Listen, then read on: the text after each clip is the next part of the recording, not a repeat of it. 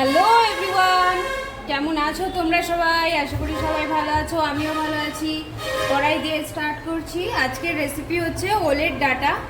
এবার ওলের ডাঁটাটাকে আমি প্রথমে হালকা গরম জলে ভাপিয়ে রেখেছি, আর এর মধ্যে দেবো হচ্ছে কাঁঠালের দানা। তোমরা চাইলে আলু পটল এগুলো দিতে পারো, তবে আজকে আমি দিচ্ছি না।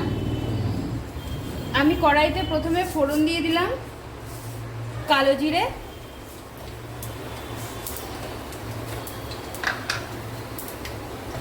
আর শুকনো লঙ্কা। ফোড়নটা একটু হয়ে যাক।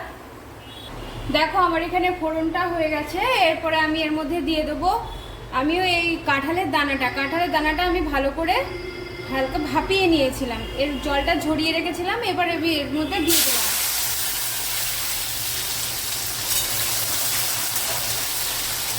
এবার কাঁঠালের দানাটাকে লাল হওয়া পর্যন্ত আমায় ভাজতে হবে। তো চলো কাঁঠালের দানাটাকে প্রথমে লাল করে ভেজে নিই। তো দেখো এখানে আমি কাঁঠালের দানাগুলো লাল করে ভেজে নিয়েছি। এরপরে আমি দিয়ে দেবো এই ভাপিয়ে রাখা ওলের ডাঁটাগুলো। এইবারে এর মধ্যে আমি লবণ আর হলুদটা দিয়ে দেবো। লবণ পরিমাণ মতন,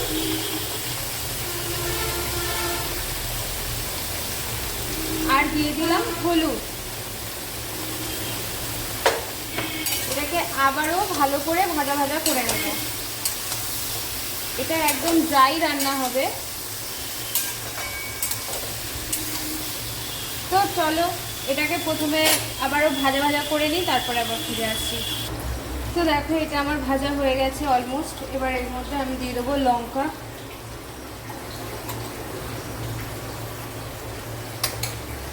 আর দিয়ে দেবো চিনি।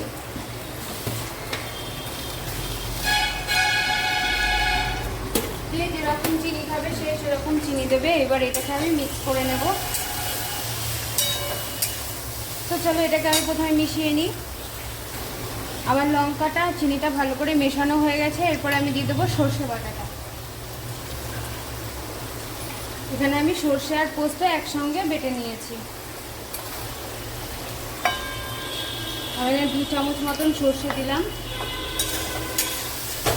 দিয়ে এটাকেও আর একটু ভালো করে মিশিয়ে নেব। তো চলো আবার মিশিয়ে নিই।